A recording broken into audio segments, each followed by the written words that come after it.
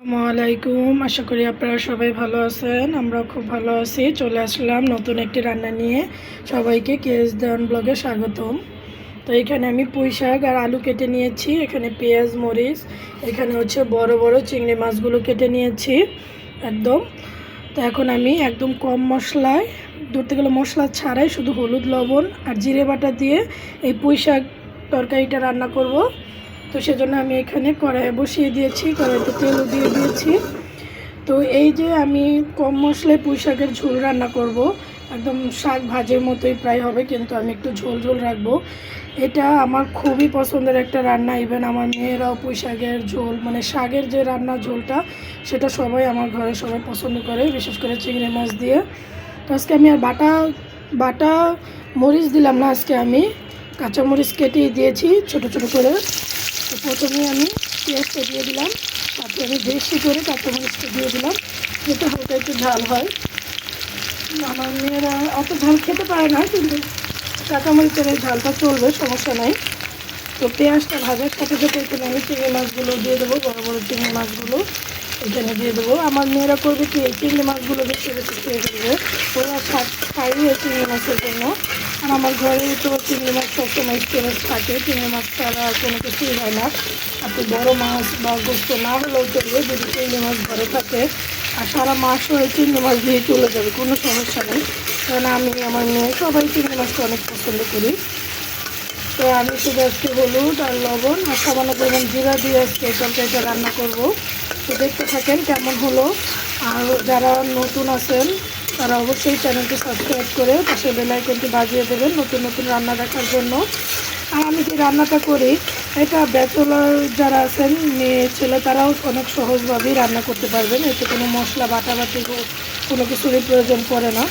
আপনারা চাইলে জিরে ছাড়া শুধু হলুদ আর লবণ দিয়েও করতে পারেন, কোনো সমস্যা নাই। তো আমি এখানে পেঁয়াজটা শুরু করে ভেজে নিলাম, এখন এখানে হলুদ আর লবণ দিয়ে দিচ্ছি। তো আমি এখানে লবণ পরিমাণ মতো আর হলুদটা একদম সামান্য দিয়েছি, দিয়ে সুন্দর করে নেড়ে চেড়ে নিচ্ছি। আর এখন এখানে দিয়ে দেবো, এই দেখেন একদম অল্প একটু জিরে বাটা। যেহেতু আমরা মশলাপ্রেমী মানুষ, আমরা মশলা ছাড়া কোনো কিছুই খেতে পারি না। অনেকে তো ভাজির ভিতরেও মশলা দেয়, আমি কিছু কিছু ভাজির ভিতরে কিন্তু মশলা দিই, কারণ আমাদের মশলা ছাড়া চলে না। তো মশলাটা কম খাওয়া ভালো, কিন্তু জিরার কিন্তু অনেক ঔষধি গুণ আছে, জিরা আপনারা খেতে পারেন, সমস্যা নেই। তো এখানে যেটা আসল কম খেতে হবে সেটাই তো কম খেতে পারি না, সেটা হচ্ছে তেল। তেল কম দিয়ে তরকারি রান্না করলে সেই তরকারি আমি খেতেই পারি না, কিন্তু তারপর ট্রাই করি যত সম্ভব কম দেওয়ার জন্য।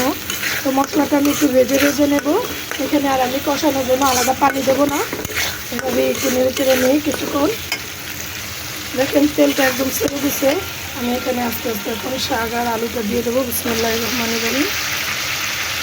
তো আমি শাকগুলো আজকে সকালবেলা মেয়েকে স্কুলে নিয়ে আসার সময় না, মেয়েকে দিয়ে বাসায় আবার আসছিলাম ছোটো মেয়েটাকে নিয়ে যাওয়ার জন্য।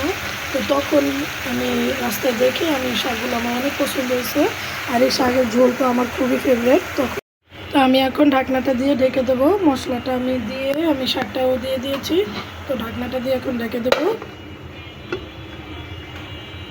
শাক কতগুলো ছিল, এখন আস্তে আস্তে কমে আসছে। ওই শাক থেকে দেখছেন অনেকগুলো পানি বের হয়েছে। আমি শুধু ঝোল দেওয়ার জন্য একটু পানি এখনই দিয়ে দেবো, পরে দিলে হবে কি শাকটা হলুদ হয়ে যাবে। যদি আমি আগে একবারে বেশি কষিয়ে ফেলি তাহলে শাকটা হলুদ হয়ে যাবে। তো যারা ঝোল খেতে চান না তারা এইভাবে রেখে দিতে পারেন, এভাবেই সেদ্ধ হয়ে যাবে বাকিটুকু। আমি অল্প একটু পানি দিয়ে দেবো যাতে ঝোলটা হয় সময় মতো।